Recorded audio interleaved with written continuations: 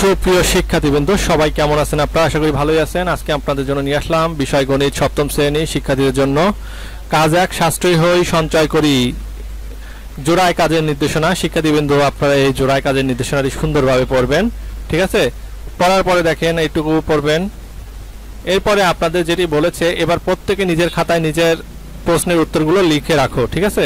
তো নিজের খাতায় প্রশ্নগুলো উত্তর লিখতে হবে। দেখো সঞ্চয়ের হিসাব ছক আকারে লিখতে হবে, সঞ্চয়ের হিসাব।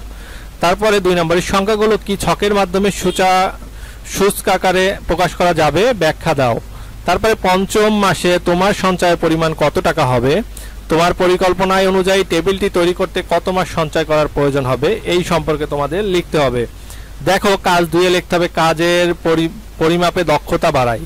দলগত কাজের নির্দেশনা দিয়েছে কাগজ কেটে একটি ত্রিমাত্রিক মডেল তৈরি করতে হবে যার দৈর্ঘ্য প্রস্থ উচ্চতা সমান থাকবে। দলগতভাবে কাজটির পরিকল্পনা করো এবং সবাই মিলে মডেলটি তৈরি করো, ঠিক আছে? তারপরে এবার প্রত্যেক নিজের খাতায় নিজের প্রশ্নগুলোর উত্তর লিখে রাখো।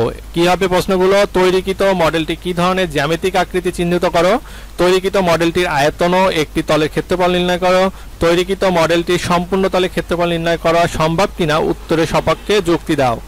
তারপরে কাজ 1 সাশ্রয়ী হই সঞ্চয় করি এ উল্লেখিত টেবিলটির একটি পৃষ্ঠের ক্ষেত্রফল ও তৈরিকৃত মডেলটির একটি পৃষ্ঠের ক্ষেত্রফলের অনুপাত কত হবে? কাজ 1 সাশ্রয়ী হই সঞ্চয় করি এ উল্লেখিত টেবিলটির সমগ্র পৃষ্ঠের ক্ষেত্রফলের সাপেক্ষে তৈরিকৃত মডেলটির সম্ভাব্যতার ক্ষেত্রফলের শতকরা প্রকাশ করতে হবে, ঠিক আছে? তারপরে কাজ 3 গাণিতিক সূত্র যাচাই করে দেখি।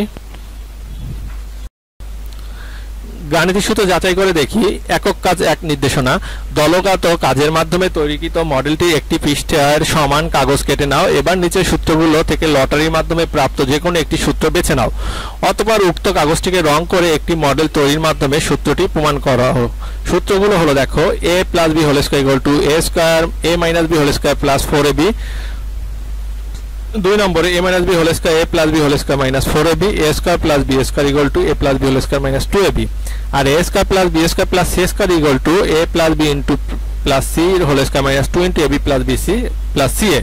তারপরে কাজ 4 দেখো জ্যামিতিক আকৃতি বুঝি ও পরিমাপ করি।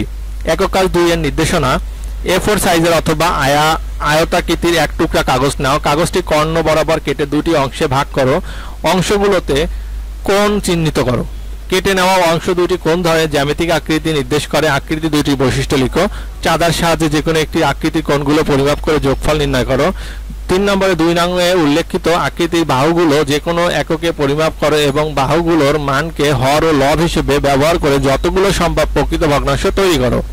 তারপর 4 নম্বর 3 নংয়ে প্রাপ্ত প্রত্যেকটি প্রকৃত ভগ্নাংশের 3টি করে গুণিতক নির্ণয় করো।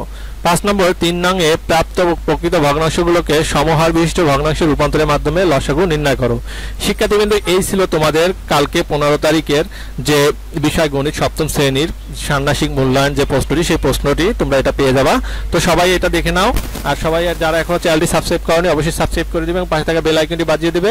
সো আজকে এখানেই বিদায় নিচ্ছি, আবার দেখা হবে অন্য কোনো ভিডিওতে অন্য কোনো দিন। আল্লাহ হাফেজ।